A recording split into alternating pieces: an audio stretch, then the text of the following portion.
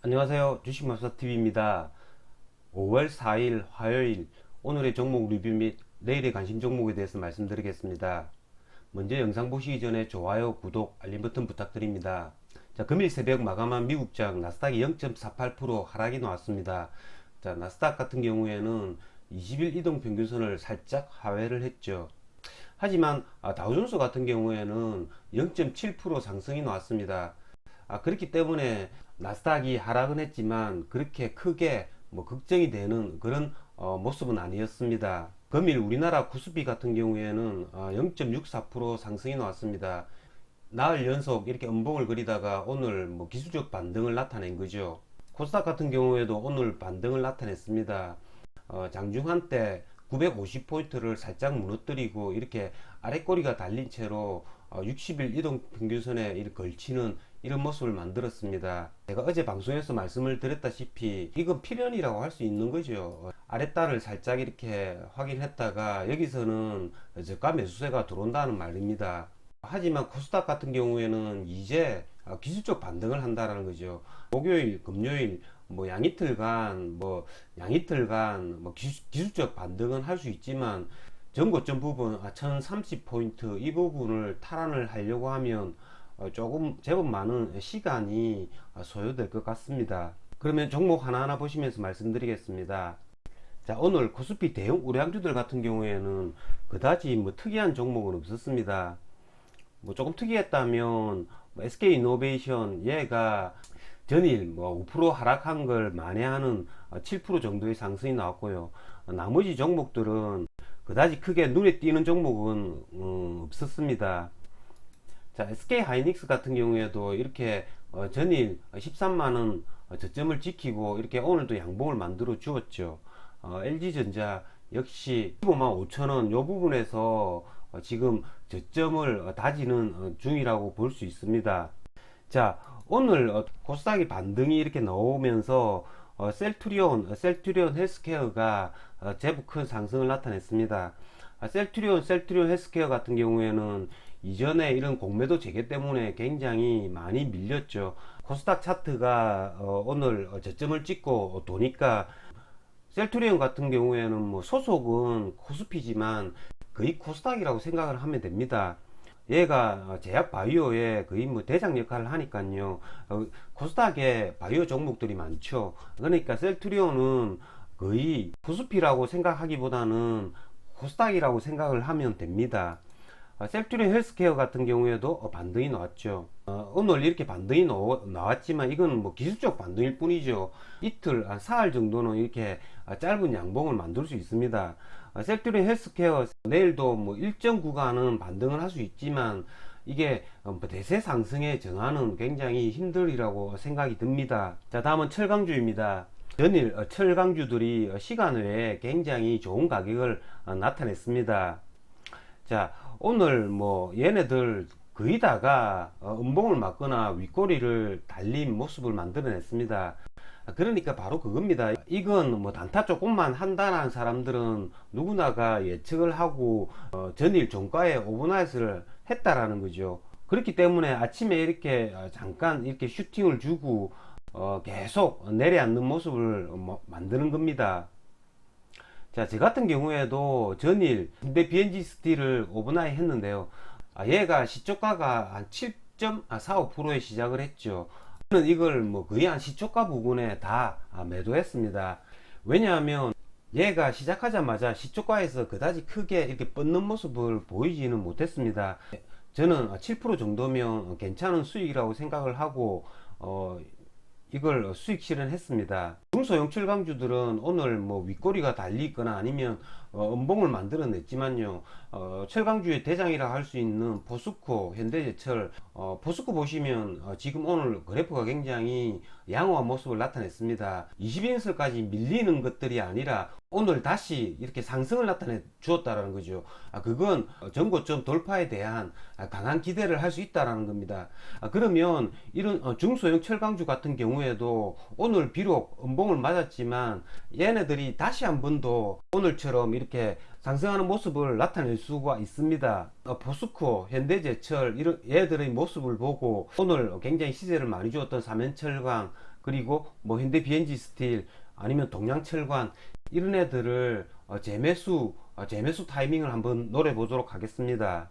자, 다음은 해운주인데요. 자, 어제 제가 해운주를 말씀을 드리면서 HMM을 말씀을 드렸습니다. 제가 HMM을 저가를 34,000원 부근이라고 말씀을 드렸는데요. 얘가 오늘 34,300원 저점을 찍고 종가는 35,650원에 마감을 했습니다. 저 같은 경우에는 얘를 34,400원쯤에 뭐 큰 물량을 잡지 않았지만요. 그래도 조금의 물량을 매수를 해가지고 수익 실현할 수 있었습니다. 이런 애들 보시면 의외로 정직합니다. 한번 이렇게 저점을 찍고 다시 한 번 더 또 저점이 온다면 그건 조금 매수를 생각해 봐야 됩니다. 첫 번째 저점일 때 그때가 굉장히 확률이 높다라는 거죠. 자, 다음은 조선주입니다. 자, 오늘 조선주의 대장들이죠. 이런 현대미포조선, 대우조선, 한국조선해양 이런 애들이 장중에는 제법 큰 하락을 나타냈습니다. 현대미포조선 같은 경우에도 저가가 5% 정도 하락을 했다가 뭐 아랫꼬리를 달린 채로 이렇게 마감을 했는데요. 그래서 저는 오늘 뭐 조선주들을 될 수 있으면 거래는 하지 않았습니다. 자, 조선주도 역시 철강주나 마찬가지입니다.